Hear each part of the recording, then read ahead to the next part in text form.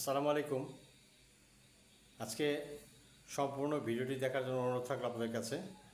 আজকে আমি আপনাদেরকে একজন জাদুকরকে পরিচয় করিয়ে দিব এবং আপনাদেরকে সমাজের কাছে তাকে উঠানোর প্রয়োজন। তার জন্য বাধ্য হয়ে আজকে আমি ভিডিওটি করছি এবং সে আমি সহ বিভিন্ন মানুষজনের ক্ষতি করে আসছে এবং ক্ষতি করে যাচ্ছে এবং তার পরিবারের মধ্যে সে ক্ষতি করেছে। তার সাথে কীভাবে পরিচয় হলো বা কীভাবে যোগাযোগ হলো, কোন পাশা যোগাযোগ হলো, আমি সব ডিটেলস বলবো আপনাদেরকে। বিশ্বাস করেন, সে কোনোভাবেই কোনো মানুষদেরকে স্বস্তি থাকতে দিচ্ছে না এবং তার চেহারা ধরা পড়ে যাবে বলে সে পরিবারের মানুষজনদেরকেও তাদের গায়ে চালান জিন ছেড়ে দিয়ে সে তাদেরকে নিয়ন্ত্রণ করছে। এবং টোটাল ডিটেলসটা শুনতে পারেন, তাহলে আপনাদের খুব খুব খুব উপকৃত হবেন। আপনাদের আশেপাশেও সমাজে এমন ধরনের জাদুকরের বসবাস চলমান রয়েছে, যেখান থেকে আপনারা সতর্ক থাকতে পারবেন। অনুরোধ থাকলো সম্পূর্ণ কথাগুলো শুনবেন এবং আমি আপনাদেরকে সে জাদুকরের ছবিটা আজকে দেখাবো এবং তার ডিটেলসটা আমি আপনাদেরকে হয়তো ডিসক্রিপশনে বলবো বা মুখে বলে দিব, আপনি একটু খেয়াল করে শুনে নেবেন। আমি আজকে প্রায় 2 বছর ধরে আমি একটা সাফারের মধ্যে আছি, সমস্যার মধ্যে পড়ে আছি। আমি কোনো কিছু করে এগোতে পারি না, যে ধরনের সমস্যার মধ্যে পড়ে যাই। আসলে এর সাথে একজন শিক্ষিকা জড়িত আছেন। আমি সেই শিক্ষিকার নামটা নিব না, কারণ যেহেতু সে একটা স্কুলে শিক্ষকতা করেন, সে যদি আমার এই ভিডিওটা দেখে বুঝতে পারেন যে হ্যাঁ তার সম্পর্কে আমি কথাগুলো বলছি, তখন সে বুঝতে পারবে যে না, আসলে আমার এই কাজগুলো করা ঠিক হয়নি। সেও পর্যন্ত আমার সম্পর্কে একটি রিউমার ছড়িয়েছিল। সেই রিউমারটার মিথ্যা প্রমাণের ভিডিওটা আমার কাছে আছে, কিন্তু তার সম্মান রক্ষার্থে আমি এখনও পর্যন্ত সেই ভিডিওটা আমার চ্যানেলে আপলোড করিনি। যেহেতু আমি নিজে ক্ষতিগ্রস্ত হচ্ছি, আপনারা যেন এই ব্যক্তির দ্বারা ক্ষতিগ্রস্ত না হন, তাহলে সতর্কতার জন্য মূলত আপনাদেরকে এই ভিডিওটা আমি করে দিচ্ছি। কারণ কালে ভদ্রে হয়তো বা কোথাও না কোথাও লোকের সাথে আপনাদের পরিচয় হতে পারে বা সে আপনাদের কোনো কাজে যেতে পারে। ইভেন এও আপনাকে বলে রাখি, তাকে আমি একটা অনেক ধরনের বড় বিপদ থেকে বাঁচিয়েছিলাম এবং সে সেটা মনে রাখেনি এবং সে তার কাজ নিয়মিত চালিয়ে যাচ্ছে। কারণ যেহেতু সে একজন সমকামী এবং সে সমকামিতা নিয়ে পড়ে থাকে এবং মানুষের সাথে সে জিনাতে লিপ্ত হয়। আমি ঢাকা কেরানীগঞ্জে থাকতাম। ওইখান থেকে আমি বাংলাদেশের বিভিন্ন জেলাতে আপনার বিক্রয় পারপাসে আমি বিভিন্ন জায়গায় আসতাম বা থাকা হতো। তো এই পারপাসে আপনার নারায়ণগঞ্জ, কুমিল্লা, ভৈরব, নরসিংদী, ঢাকা, মানিকগঞ্জ বিভিন্ন দিকে আমার হয়তো কাজের জন্য যেতে হতো। কিন্তু একটা পর্যায়ে আমার কিছু বিক্রয়ের কাজ নারায়ণগঞ্জ জেলাতে বেড়ে গিয়েছিল, তার জন্য আমাকে প্রায় রাত বিরাত করে এখান থেকে ফিরতে হতো ঢাকায়। এই সমস্যার জন্য আমি তখন দেখলাম যে আমার কেরানীগঞ্জ থেকে এটা আবার সহজ হয়, আমি কেরানীগঞ্জে বাসা নিতে শুরু করলাম। এর সাথে আমার ফ্যামিলিগত কিছু বিষয় জড়িত আছে, সেই জিনিসগুলো আমি আপনাদেরকে ইন শর্টে বলে যাব। তো যাই হোক, সেই শিক্ষিকা আমাকে সহযোগিতা করেছিলেন কাজগুলো করার জন্য এবং তার জন্য সে ব্যক্তিগত বেনিফিশিয়ারি হয়েছেন, যেটা আমি তাকে প্রদান করেছি। কিন্তু সে আমার সাথে সম্পর্ক করেছিল ভাই বোনের মতো। আমরা একজনকে ভাই বোন বলে সম্বোধন করতাম, সে আমাকে একই রকমভাবে সম্বোধন করতো। আমি কখনো তাকে অসম্মানিত করিনি। সে প্রয়োজন হলে তাকে আমি ডেকে এনেছি বা কাজ করেছি। তার প্রত্যেকটা প্রয়োজনে সে আমাকে পেয়েছে এবং তাকে আমি সারভাইভ করেছি।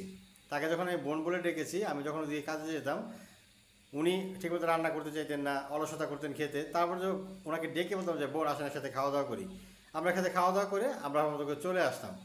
উনি একদিন আমাকে প্রপোজাল দিলেন যে শুধু শুধু কষ্ট করে, উনি আমাকে তুই করে বলতেন, শুধু শুধু কষ্ট করে তুই ওই দিক থেকে আসবি কেন, তুই এদিকে বাসা নিয়ে থাক, তাহলে তো থাকতে সুবিধা হবে।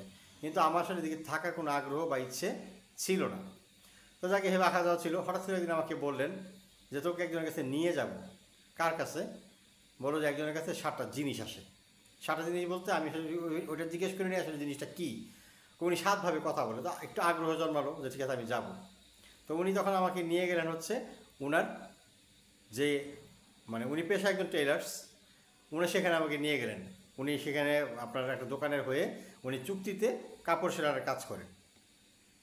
উনি কাজেও পর্যন্ত মনোযোগী ছিলেন না বা বিভিন্ন কারণে সমস্যা ছিল। তো যাক, সেদিন আমি যখন গেলাম, যাওয়ার পরে লোকটাকে দেখে আমি প্রথমে ভীত হয়ে যাই যে ওনার চেহারার মধ্যে এই ধরনের ভীততা কেন বা ভাব কেন। আমি মানে কিছুটা চিন্তার মধ্যে পড়ে যাই, লোকটা দেখতে এমন কেন, খাটো। আচ্ছা, তার ছবি আপনাদেরকে দেখাবো, আপনারা ধৈর্য ধরে ভিডিওটা দেখেন। আমি অবশ্যই আপনাদেরকে দেখাবো তার ছবিটা, এবং আপনার জন্য সতর্ক থাকতে পারেন তার জন্য। তো সে আমাকে নিয়ে গেল, তো সেদিন দেখাতে ভালোভাবে কথাবার্তা হলো, হাত মিলালাম, এতটুকুই। তো আমি যখন ফিরে আসি তখন আচমকা শরীরের মধ্যে বিভিন্ন ধরনের পরিবর্তন পাই। আমার নাকের এখানে চুলকানি দিচ্ছে, আমার বিশেষ কোনো অঙ্গে গিয়ে সে চিমটি কাটতেছে, পিছনে চুলকানি দিচ্ছে। তো আমি যে প্রথম দিন সেটাকে ওইভাবে বুঝতে পারিনি যে উনি আমার কাছে জিন ছেড়ে দিয়েছিলেন। বাসায় যাওয়ার পরে আমি যখন ঘরে ঢুকলাম, ঘরে ঢুকে এলোমেলো লাগলো আমার কাছে। তা আমার ঘর তেমন লাগে না, আবার আমি শুলেও আমার কেন লাগে। পরে উনি আমাকে বললেন যে গিয়ে আমাকে ফোন দিয়েন। তারপরে আমি ফোনে বলে দিলাম যে হ্যাঁ, আমি বাসায় পৌঁছেছি। এখন উনি আমাকে বলতেছে, আপনি কি কিছু টের পেয়েছিলেন? তখন বললো যে কিসের টের পাবো, কিছু টের পাননি, আপনার সাথে একজন গিয়েছিল। তারপর উনি আমাকে সেদিন কথাগুলো বলে দিল। আমি অনেস্টলি স্পিকিং, আমি প্রত্যেকটা কথা আপনাকে খুলে বলার চেষ্টা করছি। উনি এমনভাবে তার পরিবারের কাছে থাকে যেন বুঝতে না পারে, কিন্তু তার পরিবারের বোন ভাই সবাই জানে তার কাছে যে জিন আছে, এবং সে এলাকার কিছু কিছু মানুষ এবং বাহিরের লোকদের সাথে সে সমকামিতায় জড়িত হয় জিনের মাধ্যমে। তো পরে একদিন আমার সাথে আবার দেখা হলো, উনি আমাকে ওনাকে আমি নিজে থেকে বললাম যে আসলে এই ধরনের সমস্যা হয়, এগুলো কাটানোর উপায়টা কী। উনি বললো আপনাকে জিজ্ঞেস করে আমি জানাবো। তো জাস্ট আমাকে বিকেলে আবার ফোন করলেন, বললো যে আপনাকে ঝাড়তে হবে। তো স্বাভাবিক, আমরা তো মসজিদের ইমাম সাহেবদেরকে দেখেছি কীভাবে ঝাড়ে। তো সেইটা আমি ভেবেছি যে এই ঝাড়াটা হয়তো সেই ঝাড়া। মানে কীভাবে, আপনার পেটের মধ্যে সমস্যা মানে কোনো ওষুধ থাকতে পারে, সেই ওষুধগুলো বের করে দিব। তো ভালো কাজ। তা আমি ভাবলাম যে ঠিক আছে তাহলে যাই। তো উনি আমাকে বললেন যে আপনাকে রাতের বেলা আমার এখানে থাকতে হবে। তো রাতে বলতে থাকতে কতক্ষণ? বলছে সারা রাত থাকতে হবে, আমি সবাইকে ডাকবো, আমার সাথে যারা যারা আছে আপনি সবার সাথে কথা বলে সমস্যাগুলো বলতে পারবেন। তো এর মাঝে আবার উনি আমাকে বলেছিল আমার বিদেশ থেকে কিছু ফোন আসবে, ফোন আসলে ফোনগুলো ধরে আমাকে দিবেন।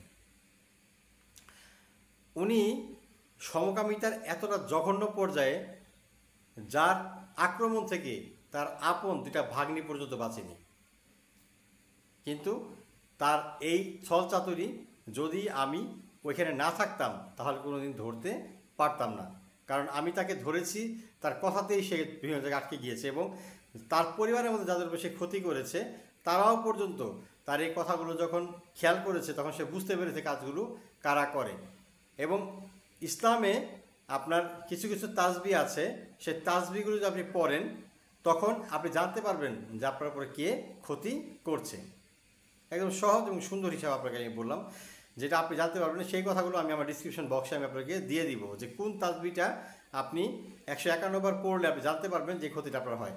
আমি যখন জিনগ্রস্ত হয়ে গেলাম, আমাকে এটা থেকে উদ্ধার হওয়ার জন্য আমাকে একজন ইমাম সাহেব বলেছেন যে আপনি যে জিন দ্বারা আক্রান্ত, এই জিনগুলো সচরাচর শরীর থেকে সচরাচর সেটা যায় না, ওরা আপনাকে যে যে ক্ষতিগুলো করতে পারে সেগুলো উনি আমাকে বলেছেন। এটা আপনাকে বললাম না, যে আমি যে জানতে পেরেছি উনি কী ধরনের ক্ষতি করতে পারেন, সেটাই ভিডিওতে যদি বলি সে তাহলে জেনে যাবে এবং তাকে সে অন্যভাবে হয়তো বা স্টেপ নেবে। কিন্তু তাকে আমি আবারও বলছি, আপনাকে আমি হার্ডলি রিকোয়েস্ট করতেছি ফ্রম মাই সোল, আমি আপনার আপনার কাছে অনুরোধ করতেছি যে আপনি ভালো হন, এগুলো ছেড়ে দেন। সমকামীদের স্থান কিন্তু চিরস্থায়ী জাহান্নাম। আমি নানা ধরনের সমস্যার মধ্যে থাকতে পারি, পড়ে আছি, আমি সেখান থেকে উদ্ধার হওয়ার জন্য চেষ্টা করব, কিন্তু আমি যদি প্রতিনিয়ত অন্যের ক্ষতি করে যাই তাহলে ক্ষতিতে আবর্তিত হতে হবে। আমি আজকে 2 বছর যাবৎ যে পেছুটানের মধ্যে আবার নতুন করে পড়ে গেছি আপনার কারণে, তার জন্য আমি অনেকের সাথে কথা বলতে লজ্জা বোধ করি, কারণ কাউকে যে কোনো ওয়াদা দিব সেই ওয়াদা রাখা কষ্টকর হয়ে যাবে। ইসলাম, আমি মুসলিম, যেহেতু সূরা জিন কোরআন শরীফে আছে, অতএব জিনের প্রতি যদি আমার বিশ্বাস না থাকে তাহলে সেখানে আমার ঈমান কখনো কাজ করবে না। জিনের মধ্যে ভালো মন্দ দুইটাই আছে, কিন্তু ওনার কাছে যারা আছে সব হচ্ছে বিধর্মী জিন, এবং তারা সমকামিতা বা জিনাতে লিপ্ত থাকে এবং অন্যকে জিনা করতে বাধ্য করে। আমরা অনেক হিন্দি ফিল্ম দেখেছি যে চালান জিন বা কোনো জিন যদি সমকামী বা যৌনমিলন করতে আসে সে কীভাবে কী করতে পারে। তো যাই হোক, ওই ভদ্রমহিলা যে শিক্ষিকা, ওনার বাসাটা 9 তলায়, উনি একটা ফ্লোর রেখেছেন। সে ফ্লোরে উনি আমাকে কিন্তু বললেন যে ভাই নিচ থেকে তুমি 8 তলা থেকে 9 তলায় তোষকা জাজিমটা নিয়ে তোষকটা নিয়ে যাও, আর একটা আমার একটা কম্বলের মতো আছে এটা নিয়ে যাও। এটা ওনার গায়ে দিয়ে দিতে হবে। তো ওনাকে দিয়ে দেওয়ার কথা, উনি সম্পূর্ণ শরীর ঢেকে ওনাদেরকে ডাকে। যাই হোক, আমি তখন চুপচাপ ছিলাম, আমি ঠিক আছে নিয়ে গেলাম। তো ওনারা যখন আসলেন প্রায় রাত্রে 10:30 কি 11:30 বেজে গেছে, আমি ভাবছি তো আধা ঘন্টা পরে চলে যাবো। উনি বলছে না, সারা রাত থাকা লাগবে, এখন তো যেহেতু দূরত্ব হয়ে গেছে আমাকে থাকতে হবে। আমি সেখানে রয়ে গেলাম। আমি যে জিনিসগুলো করলাম, হয়তো বা সেদিন যদি এশার নামাজটা আমি পড়ে না নিতাম তাহলে হয়তো আমার এতটা সেন্স থাকতো না বা আমার কাজ করতো না মাথার মধ্যে। আমি এশার নামাজ আদায় করলাম, আদায় করে আমি সেখানে বসলাম। তো আমাকে উনি কথাগুলো বলে দিলেন যে হাতের ইশারায় আমি কিন্তু সিগন্যাল দিব কে কখন আসছে, কত নাম্বারটা আসছে এবং কে আসলে কি বলতে হবে। ওনার নাম হচ্ছে, একটু বলে দিই আপনাকে, ওনার নাম হচ্ছে হান্নান। নামটা হচ্ছে পুরো আব্দুল হান্নান। তো উনি হয়তো এই জিনিসটা ভুলে গেছে যে ওনার বাবা যে নাম রেখেছে এটা আল্লাহর একটা নামের অংশ। উনি যদি জানতেন বা বুঝতেন যে ইয়া হান্নানু ইয়া মান্নানু এই নামগুলো হচ্ছে আল্লাহর, তো তাহলে উনি এই কাজগুলো করার আগে 14 বার ভাবতেন যে আমি কী ক্ষতি করতেছি, কার ক্ষতি করছি। একটু অ্যাড করি, উনি ওনার বোনের মেয়েদের ক্ষতি করতে গিয়ে উনার যে একটা সন্তান দিয়েছে আল্লাহ, প্রতি সপ্তাহে 15 দিন 10 দিন 1 মাস অন্তর অন্তর আল্লাহ তাকে অসুস্থ বানিয়েই রাখে। ডাক্তারের কাছে যায়, মানে ওষুধ দেয় কিন্তু সাময়িক ভালো হয় আবার অসুস্থ হয়। তো অতএব তাকে এটা দিয়েও বুঝিয়েছিলাম যে হয়তো বা আপনার এই কাজটা আল্লাহ পছন্দ করে না, যে আপনি বিভিন্ন পুরুষদের সাথে আপনি ঘুমান, পুরুষদের বিভিন্ন স্থানে হাত দেন, তাদের এগুলো বের করে দেন, হোয়াট এভার। মানে উনাকে আমি অনেকভাবে বুঝিয়েছি এবং যেদিন থেকে আমি বুঝতে পেরেছি যে উনি মানুষের কাছে দিয়ে দেন এবং শিক্ষিকার কাছে দিয়েছেন, শিক্ষিকার স্বামী বিদেশ থাকতো, তো উনিও সে জিনের দ্বারা উনি এই মানে যৌন মিলনে লিপ্ত হতেন। তা আমি যখন জানতে পারলাম যে এই সম্পর্কটা হয়ে গেছে শত্রু, তখন থেকে আমি হয়ে গেলাম যে কাকা এগুলো ভালো না, আপনি এগুলো ছেড়ে দেন, এগুলো করা ঠিক হবে না। উনি আস্তে আস্তে আস্তে আস্তে আস্তে আমার সব জায়গাগুলো নষ্ট করে দিলেন।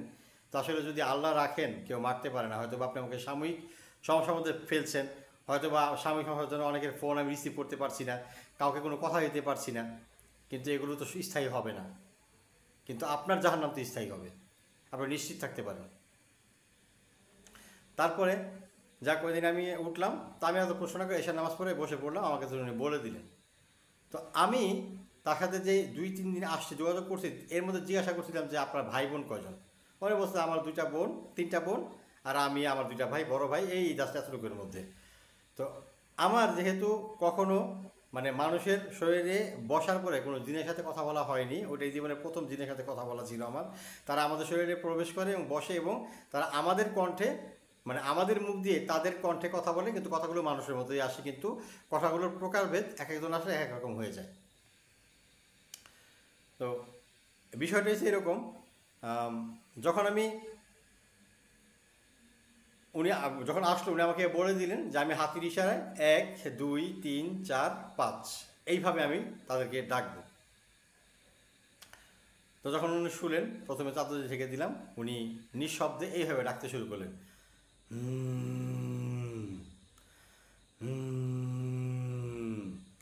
আবার উনি যখন যাবেন এই অবস্থাতে তখন আমাদেরকে বলে দিলেন এই কথাটা যে আসলে আপনার পরিচয় দিবেন না, প্রথমে আইসা কথা বলতে চাইবো না, আপনি বলবেন যে আমি হান্নানের ভাইস্তা, হান্নানের কাকা। তখন হান্নানকে আমি, মানে ওরা আমাকে ভাই ডাকে, আপনি বলবেন ভাইয়ের কাকা, তাহলে ওরা আপনার সাথে কথা বলতে শুরু করবে। তো তখন আমি তাকে বললাম যে আসলো আসলো, ওরা সালাম পছন্দ করে, ওরা তুই বা তুমি বলে কথা পছন্দ করে। তো আমার আসলে আপনি সম্বোধনের অভ্যাসটাই বেশি মানুষের সাথে কথা বলার সময়, তো আমি ওদের সাথেও সেভাবে কথা বলতে শুরু করলাম। তখন বললো যে আমি তো, আপনি কত নাম্বার আসছেন? বলছে আমি 1। তো ওনার 2 3 4 5 এর মধ্যে যে জিনটা ওনার কাছে আসে বা উনি যে জিনগুলোকে ওনার খাদেম বানিয়েছেন, উনি জিনের কথা শুনেন, জিন ওনার কথা শুনে। তো খাদেম বানিয়েছেন, এর মধ্যে একজন থাকে কলকাতায়, তাকেও সেদিন ডেকে আনা হয়েছিল। এর মধ্যে অনেক কথা হয়েছে, দেখেন আমি কিন্তু কথা বলছি, বিশ্বাস করবেন কিনা জানি না, আমার কিন্তু ডিস্টার্ব করছে। তারপরে আমি কথাগুলো আজকে বলার চেষ্টা করব, কারণ কথাগুলো আমি ওদের পরিবারে যখন গিয়েছি আমাকে কথা বলতে দেয় না। আমি কথা বলতে গেলে আমার গলা শুকিয়ে আসতো, আমার মুখ আটকে যেত, আমি এমন করতাম ওদের সাথে কথা বলতে গেলে বলতে পারতাম না কথাগুলো, আমার এভাবে মুখ আটকে যেত। কারণ হচ্ছে মানে ও এমনভাবে আপনার ব্রেনটাকে মানে বিমোহিত করে ফেলবে যেটা আপনি কল্পনা করতে পারবেন না, তখন আমার কথাগুলো আপনার কাছে সত্য বলে মানে গ্রহণযোগ্য হবে না। তখন আমি জিজ্ঞেস করলাম যে আচ্ছা আপনারা ওর সাথে কেন থাকেন বা কী করেন? তো প্রথমে বললো যে ভাই তো আমাদেরকে ছাড়ে না, আমরা চলে যেতে চাই, উনি আমাদের থাকতে কেন থাকতে চায়, কারণ উনি আমাদের দিয়ে বিভিন্ন ধরনের কাজকর্ম করান এই সেই। তো এর মধ্যে কথাগুলো আসলো। তো পরিবারে আরও বললাম যে ওনার বউ তো ছিল, ওনার ওয়াইফকে তালাকের এই আয়োজন করলেন কেন? বলছে কি করব, আমরা ভাইয়ের সাথে ঘুমাতাম, আমাদের ঘুমাইতে দিত না। রিকা, মানে ওয়াইফের নাম ছিল রিকা।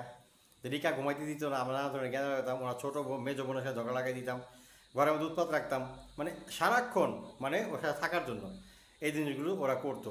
তারপরে যে আপনার যে একটা বোন আছে ওনার বিয়ের ব্যাপারে কয় বিয়ে আসতো, কিন্তু বিয়ের মনটা আমরা নষ্ট করে দিতাম, বিয়ে ভেঙে দিতাম। কারণ কেন ভাঙতেন বলতো যে তুমি আমাকে বলতে তুমি করে বলো, তা ঠিক আছে তুমি করে কেন ভাঙতা? তখন আমাকে বলতেছে যে কী করুম ভাই, কাজ করতে পারে না, কাশির মধ্যে কাম কাজে মন বসে না, আম করে সময় দেয়, সে আদে বাজে কাজ করে, পছন্দ করে, তো ভাই খাইবো কি আর মাইয়া পালবো কেমনি? এই জন্য ওনার মেজো বোনের বিয়েটা আমরা কোনো অবস্থাতে হতে দিইনি, খালি বাতার মধ্যে রাখছি। এই কথাগুলো আমি স্বয়ং তাকে নিজে জিজ্ঞেস করছি, এবং সে কথাগুলো সে আমাকে এইভাবে জিনগুলো আমাকে বলেছে। তারপরে আমি আমার সমস্যার কথা তাকে উপস্থাপন করলাম যে এ ধরনের পেইন একটা হয় মাঝে মধ্যে, একটা কিছু করতে যাই মানে হতে গিয়ে হয় না, বাধা সৃষ্টি হচ্ছে। পরে বললো যে আপনার পেটের মধ্যে ওষুধ আছে, এটা আমরা বের করে দিব। তা কী করতে হবে? আমাকে বললো হচ্ছে যে আপনি আপনার শার্টটা শার্টটা খুলেন। তা আমি বললাম, আমি একটু লজ্জা বোধ করলাম, শার্ট খুলবো কেন? আমাকে বললো যে ওই পেটের মধ্যে আপনার ঝাড়তে হবে। তো কী আনতে হবে? সরিষার তেল আর কয়েন আনবেন একটা। কয়েন কেন? কয়েনটা দিয়ে দিব, কয়েনটা দিয়ে আপনি যার দিকে ধরবেন সে আপনার কথা বলবে, আপনি তার দিয়ে বিমত হবেন। তাকে ওয়ান কার্ড হবে কয়েন বাবাও বলি আবার, ঠিক আছে? তো সেই কয়েনটা যখন সে আমাকে দিছে, সেই কয়েন দিয়ে আমাকে কী কী করতে বলছে সেটাও আমি আপনাকে বলে দিব। তো তারপরে আমি ওই রাত্রটা যখন আমি ছিলাম, তখন সে আমার শার্ট খুলতে বলে, আমি শার্ট খুললাম। শার্ট খুলে সে বললো তেলটা আপনি সামনে আনেন। আনার পরে শার্টটা মোম এমনি সেমনি রাউন্ড করে সে ফু দিল, এই করলো সেই করলো করে সে তেল নিয়ে আমার পেটের মধ্যে দিল। কিন্তু আমার যখন সে আমার পেটে ম্যাসাজ করা শুরু করলো, আমার কাছে কেমন যেন হাতটা তেলা পোকার মতো মনে হলো। তখন হঠাৎ করে মাথার মধ্যে জিনিস কাজ করছে যে হাদিসে বা বিভিন্ন জায়গাতে বর্ণিত আছে জিনদের নখর খুব ধারালো হয় এবং সেটা সোঁচার মতো হয়। তখন আমার বুঝতে বাকি নেই যে এটা জিনদেরই নখ ভেঙে ভেঙে বলতে, সেই দেখেন পেট থেকে এটা বের করলাম। তো আমি একটু লেট হলেও বুঝে গেছি আমি ট্র্যাপে পড়ে গেছি, যে আজকে রাত্রটা আমাকে যেভাবে বুদ্ধি করে কাটিয়ে নিতে হবে। তো ওদের সাথে আমি খোঁজ গপ্পে মজ হলাম। পরে আমাকে বলতেছে, সবগুলোর সাথে পরিচিত হলাম, সবগুলো, এবং শেষমেশ একটা বোন ছিল, নাম হচ্ছে সুকন্যা, ওই জিনদের বোন, ওর নাম হচ্ছে সুকন্যা। তো ও তখন আমার সাথে মোটামুটি ওনার সাথে কথা বললো। তখন আমাকে বলতেছে যে মেসেজটা কাকে দিয়ে করাবেন? আমি বুঝলাম না, যে আপনি যাকে দিয়ে মেসেজ করালে আমার সমস্যাটা দূর হবে তাকে দিয়ে করান। তখন বললেন আপনার ইচ্ছার উপরে। তখন আমি ভাবলাম যেহেতু আমি পুরুষ, কোনো পুরুষ জিনকে ডাকলে সে আমার কাছে তো বেশিক্ষণ থাকতে চাইবে না। তখন আমি কী করলাম, ঠিক আছে আপনাকে সুকন্যাকে দিয়ে করান। আমি সুকন্যাকে ডেকে আনলাম। আনার পর দেন কথাবার্তা বললো। এক পর্যায়ে আমি সুকন্যাকে বললাম তোর উচ্চতা কত, এই কত সেই কত। তো সে আমার কাছে ভাব আদান প্রদান শুরু করলো। এক পর্যায়ে সে আমাকে একটা 5 টাকার কয়েন দিল। সেই কয়েনটা বললো নিয়ে আসবেন, সে ফেরত তেলে ডুবালো, পেট ম্যাসেজ করলো। আস্তে আস্তে সে আমাকে আমার নিচের কাপড়টাও খুলতে বললো। ছি, লজ্জা। আস্তাগফিরুল্লাহ মিন যালিক, আস্তাগফিরুল্লাহ মিন যালিক। তো আমি তখন কি করলাম যে না, এটা খুলবো কেন, এমনি সেমনি করে অনেক ধরনের কথাবার্তা বললাম। তো যখনই আমি ওর সাথে কথা বলতেছিলাম, আমার পেছনটা, মাথা এবং শরীরের বিভিন্ন অঙ্গে চাপ লাগতেছিল এবং আমার শরীরের পশমগুলো দাঁড়িয়ে যেত। তখন আমি বুঝতে পারতাম যে আমার শরীরের ভিতর দিকে কিছু প্রবেশ করতেছে বা আমার শরীরের ভিতর দিকে আসা যাওয়া করছে। তো তারপরে কথাবার্তার মধ্যে এগুলো চলতে থাকলো। তো এক পর্যায়ে সেই কয়েনটা আমার শরীরের বিভিন্ন অঙ্গ থেকে শুরু করে আমার লিঙ্গ পর্যন্ত সেই স্পর্শ করে দিয়ে বললো কি আপনি কয়েনটা আপনার কাছে রেখে দেন। রেখে দিয়ে আস্তে আস্তে সে আমার পাশে শুলো। সে আমাকে প্রপোজ করলো যে আসেন আমরা একটু আস্তাগফিরুল্লাহ মানে ওই কাজে লিপ্ত হই। তো আমি বললাম যে এটা কেমন কথা, আপনি বলছেন ঝাড়বেন, ঝেড়ে এটা ঠিক হয়ে যাবে, আমরা এইভাবেই ঝাড়ি। সে আমার কাছে প্রথমে এসে চুক্তি করে নিল আপনি কি 30টা ঝাড়া দিতে পারবেন, 30 বার। তার মানে আমি যদি বুঝতাম যে সে আমার সাথে সমকামিতায় লিপ্ত হবে এই বিষয়টা নিয়ে, তাহলে আমি কোনোদিনও তার সাথে এভাবে জানতাম না। কিন্তু এবং এই রাত্রটা যেভাবে আমি পার করেছি তার ভিতরে অনেক ধরনের কথা বের করেছি। ইভেন সে যে মানে আরও কিছু লোকের সাথে এই সম্পর্ক তৈরি করেছে, সেদিন সে জিনের সাথে কথাবার্তা বলে আমি জানতে পারি। এলাকায় কিছু কয়েকটা ছেলে আছে এবং বাহিরেও সে বিভিন্ন জায়গায় এই কাজগুলো করে। তো যাক, তার সাথে এই বিষয়টার পরে আমি আগামী 10-15 দিন এসে মানে আসা যাওয়া করছি ঠিকই, কিন্তু আমি দ্বিতীয়বার কবে বসবো, কবে ঝাড়বেন জিজ্ঞেস করতে বারবার আমাকে, কিন্তু আমি এ ব্যাপারে কোনো ভালো মন্দ কিছু বলিনি। আমার সারাটা দিন যেমন তেমন যেত, আমি যখন তাদের কাছে আসতাম বা তারা আমাদের জিন চালান দিত, আমার খুব একটা ভালো লাগতো না। মানে বিভিন্ন কারণে হোক, যে সমস্যাগুলো হতো আমার ভিতরে আমি রাখলাম, কারণ তাকে যেহেতু সে পোস্টটা দেখবে। এবং ও একটা কথা বলে নেই, যিনি এই জাদুকর সে কিন্তু আমার এই চ্যানেলের একজন সাবস্ক্রাইবার, সে কিন্তু আমার চ্যানেলে আছে এবং সে প্রতিনিয়ত আমার এটাকে রাইট করে এবং সে জানে তাকে টুডে টুমোরো আমি এই প্রমাণসহ সমাজের কাছে তাকে ধরাবো এবং তার বিচার তার পরিবার দিয়ে করাবো। এবং সে প্রতিনিয়ত আমাকে ফলো আপ করে। তাকে আমি এখনও হুঁশিয়ার করতেছি, আপনি সতর্ক হন, সময় আছে। এককভাবে নিজের বোনের কাছে স্বীকার করেন যে বুবু আপা আমি কাজগুলো করছি তোর মেয়ের সাথে, এজন্য আমি দায়ী, আমি ইচ্ছাকৃত করছি, আমি এই কারণে করছি, একান্তভাবে বলেন। হয়তো তখন আপনার বোন আপনার দুটা চর দিবে, সমস্যা সলভ হয়ে যাবে। তখন বুঝতে পারবে যে আপনি যে পরের সন্তানকে দায়ী করছেন সেই সাথে কোনো কিছুতে জড়িত ছিল না। কিন্তু আমি যদি প্রমাণ করি, এমনভাবে প্রমাণ করব যে দীর্ঘদিন থাকেন না একটা এখানে, ওই দীর্ঘদিন থাকাটা থাকা থাকবে না, জাহান্নাম মনে হবে এলাকাটারে। তখন আপনার কত জিন আছে সেটা আল্লাহ রাব্বুল আলামিন আপনারা দেখাই দিব। বাপেরও বাপ আছে, কথাটা মনে রেখেন। তো যাই হোক, তখন আমি সকালবেলা যখন আমি চলে আসব, ফজরের আজান যখন হলো, আমি খালি ভাবতেছিলাম আমি সারা রাত্র কোন কাজের সাথে লিপ্ত ছিলাম। ই আল্লাহ, আমাদের হাতে কখনো এই ধরনের সমস্যা হওয়ার কথা না। ওই মহিলাটা আসলেন, তার নামটা কিন্তু আমি নেইনি, শুধু স্কুল শিক্ষিকা বলেছি, কারণ তার সম্মান নষ্ট করব না। কারণ হচ্ছে সে অন্যের সম্মান রাস্তাঘাটে নষ্ট করলেও আমি তার সম্মান রাস্তাঘাটে নষ্ট কোনোদিন করব না। তার একটা ভিডিও আমার কাছে আছে যেখানে সে একটা পরিবারের কাছে গিয়ে বলেছে তার সাথে আমি বাজে কাজে লিপ্ত হয়েছি, কিন্তু সে যখন এই মেসেজটা আমার কাছে যে কেউ আমার কাছে পাঠিয়েছে, রাতের 2টার সময় আমি সেই রেকর্ড করে নিয়ে আসছি। সে বলছে না, তুই আমি ভাই বোনের কথা কেন উঠবে, তোর আমার সাথে এ ধরনের কোনো সম্পর্ক, মানে সে বারবার কথাগুলো বলে যাচ্ছে। কিন্তু সে যখন আমি তখন বললাম যে তোকে নিয়ে একটা পরিবারের সাথে আমার এই ঘটনাগুলো হয়েছে, কাইন্ডলি এখানে গিয়ে বলে আয়, ও সেদিন গিয়েছে ঠিকই, সেখানে গিয়ে আরও পেঁয়াজ তাকে দিয়ে আসছে। তখন আমি বললাম যে উনি আমাকে যেভাবে কয়েনটা দিলেন, তুইও কীভাবে কয়েনটা নিয়েছিস, সে পাশ কেটে চলে গেল। তখন আমি বুঝতে বাকি নেই যে তাদের সাথে সম্পর্কটা হয়তো বা খুব নিচু পর্যায়ে চলে গেছে, কিন্তু তারা একজনকে বাদান আম্মাদান বলে ডাকে। তো সে যে কোনো একটা প্রাণী তার বাসায় পালতো, সে এটাকে খুব ফোস্টারের মতো করে ফেলছিল। তো সে লোক পাচ্ছিল না। আবার নিজের পকেটে টাকা দিয়ে আমি অনেক লোককে খাইয়েছি, তারপরেও তারা তার বাসায় বেতনে থেকে খেয়ে কাজে আসতে চায় না। এক পর্যায়ে আমি তখন তাকে বললাম যে ঠিক আছে, আমি যদি তোর এখানে উঠি তাহলে আমি হয়তো তোকে সারভাইভ করতে পারবো, কিন্তু তোর যে রুমটা আছে সেই রুমে আমি থাকবো, তোকে আমি কোনো ভাড়া দিতে পারবো না। আমি কি স্পষ্ট কথাটা বলি। সে যখন চিন্তা করে দেখলো যে আমার তো একজন লোক দরকার, এবং যেহেতু বিশ্বস্ত সেক্ষেত্রে আমি ওকে রাখতে পারি, তো সেভাবে আসা হলো। আমি বারবার জিজ্ঞেস করলাম তুই কি কয়েনটা তার কাছ থেকে এভাবে নিয়েছিস, সে মানে পাশ কেটে যায়, শুধু পাশ কেটে যায়। আর তার আল্লাহর প্রতি এদের কোনো ইমান বা বিশ্বাস নাই, কিছু হলেই তারা শুধু তার কাছে দৌড়ায়, তার পুরো পরিবারটা এই পার ওই পার যত কবিরাজ আছে শুধু সেদের কাছে শুধু দৌড়াদৌড়ি করে। অথচ তার একটা জিনিস বোঝে না যে আল্লাহ যদি কিছু চান সেটা অবশ্যই হয়, যদি আপনি চেষ্টা করেও আল্লাহর বিরুদ্ধে আপনি যেতে পারবেন না। ভিডিওটা লম্বা হবে, আমি আবারও বলছি, আমি শেষ পর্যন্ত কিন্তু তার চেহারা আজকে দেখাবো আপনাদেরকে। আপনার ভিডিওটা মনোযোগ দিয়ে দেখবেন। প্রতিটা কথা, আমি একজন মুসলিম, আমি প্রতিটা কথা আপনাদেরকে সত্য এখানে শেয়ার করছি, যেন আপনারা সতর্ক হন। আপনাদের গ্রামে, আপনাদের আশেপাশে বা বসবাস করেন এই এরিয়াতে এই ধরনের জাদুকররা আছে যারা মানুষের ক্ষতি করে। জিন দিয়ে ভালো কাজও করা যায় এবং খারাপ জিন দিয়ে খারাপ কাজও মানুষ করতে পারে। আমি ক্ষমা চেয়ে নিচ্ছি।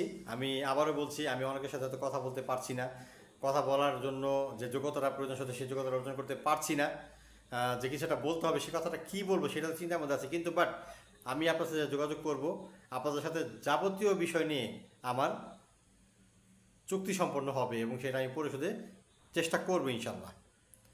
তো যাই হোক, এখান থেকে চলে আসলাম পরে আমি ভেবে কথাবার্তা বলতাম, তার সাথে আঁকা যাওয়া হতো। তো এইভাবে করে সে একদিন যখনই আমি ওদের কাছে আসতাম দুজনের মাঝখানে আমার প্রচুর মাথা পেন হইতো, ভালো লাগতো না, কেমন যেন লাগতো। মানে আমার কাছে মনে হতো কি যে আমি একটা শিক্ষিত বলদ, ওরা হাঁটতেছে আমি ওদের পৃথিবীতে হাঁটতেছি, ওরা যা বলতেছে আমি হ্যাঁ হ্যাঁ করতেছি। কিন্তু এতটা ক্ষতির মধ্যে যে আমি ডে বাই ডে পড়ে যাবো সেটা বুঝতে পারিনি। তো যাই হোক, আমি কেরানীগঞ্জ বাসাটা ছেড়ে আমি চলে আসলাম নারায়ণগঞ্জে। আমি দিনে দিন বাসা চেঞ্জ করে উঠলাম।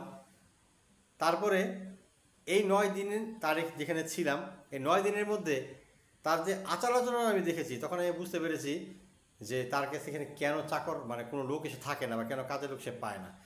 আমি বললাম যে আমি কি তোর এখানে কাজ করতে আসছি না তোকে সহযোগিতা করতে? সহযোগিতা। তো তোর কথাবার্তা এরকম কেন?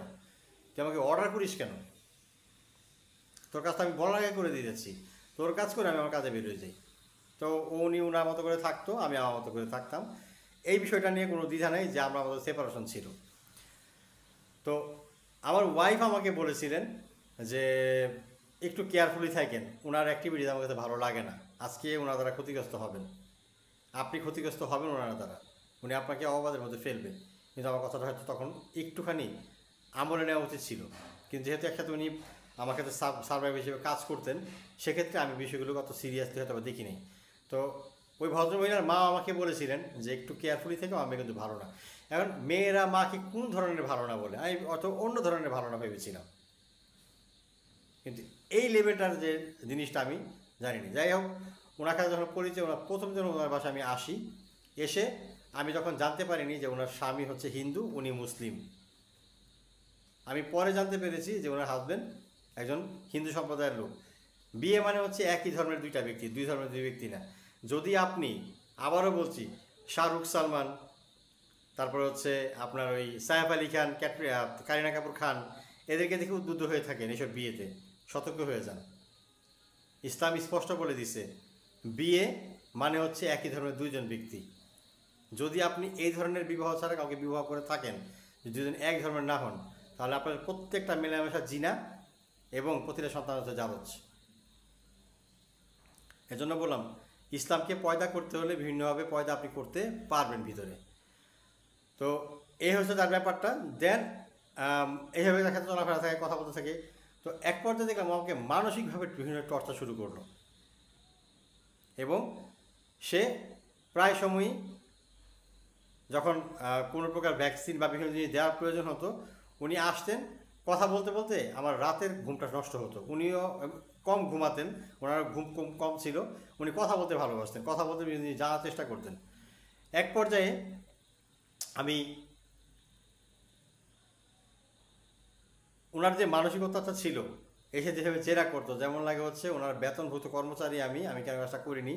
সচরাচর আমাদের দেশের সিকিউরিটি গার্ড বা ড্রাইভারের সাথে যে আচরণগুলো মানুষ করে থাকে, এই সেম আচরণ সে আমার সাথে করতো। তো আমি নিতে পারতাম না। কিন্তু ও যখন আসতো রাতের বেলা, আমি জানি কেমন হয়ে যেতাম, মাথায় চাপ লাগতো, কথা বলতে মানে লাগতো। ও যা বলতে আমি বড়দের মতো তাই করার চেষ্টা করতাম, এমন একটা পরিস্থিতি আমার মধ্যে তৈরি হলো। কিন্তু ও যখন চলে যেত, আমি না হঠাৎ করে কাম ব্যাক করতাম, কী ব্যাপার, তখনকার আমি এখনকার মধ্যে কত পার্থক্য। আমার বুঝতে তখন বাকি নেই যে হান্নান জাদুকর এবং ও দুজন মিলে আমাকে কবজা করে ফেলছে, আমার আর বুঝতে বিষয়টা বাকি থাকলো না। তো আমি উঠেছিলাম, আমি নিচে থেকে নেমে গেছি। নেমে যাওয়ার পরে যে সিকিউরিটি ছিলেন নিচতলায়, উনি আমাকে বারবার বলছেন, স্যার আপনি কেন চলে যাচ্ছেন, স্যার আপনি কেন চলে যাচ্ছেন। তাকে আমি কোনো জবাবদিহিতা করিনি বা কোনো জবাব দিইনি। আমি বলছি আসলে আমার সমস্যা হয় এখানে, আমি প্রাণীগুলোর সাথে থাকতে পারবো না, আমি চলে যাচ্ছি। আমি কিন্তু চাইলে বলে আসতে পারতাম, সেই বাসায় বিভিন্ন লোকদেরকে এনে এই হান্নানকে ডেকে সমকামিতা করে এখানে। আর এই লোকটা ঝাড়ার নামে মানুষের সাথে যৌন মিলনে লিপ্ত হয়, পুরুষের সাথে পুরুষ। এ কথাগুলো বলে কিন্তু আমি তখন তার মান সম্মান নষ্ট করিনি। এখন পর্যন্ত তার সম্মান সেখানে নষ্ট করিনি আমি।